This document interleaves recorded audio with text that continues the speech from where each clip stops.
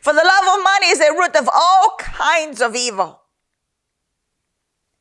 Selfish ambition, competitive spirit, to be seen by all, evils that the love of money can put us in,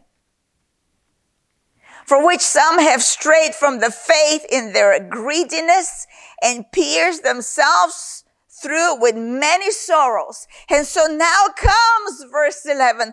But you, O man of God, do you know that when you're born again, a Christian, you are now God's purchased possession. You're a man or a woman of God. You now belong to God. You have been purchased through the precious price of the blood of Christ. The imperishable word of the imperishable seed of the word of God has given you birth. So you can now be called a man or a woman of God. But you are man of God, I can even say you woman of God, flee these things. Flee this lower wealth accumulations found in the world that is driven by the love of money.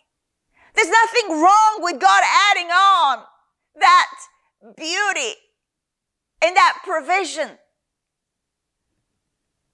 But when we start going after with greediness, we have strayed away from the faith.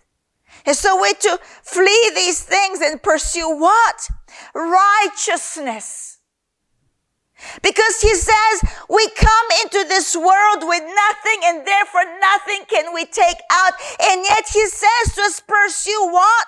Righteousness, godliness, faith, love, patience, gentleness. Are you putting intentionality in pursuing these that really they're found through the word of God, through a transformation into a godly character, a conformity to Christ that would take you into eternity, and while here on earth the very glory of God will be demonstrated through you to another.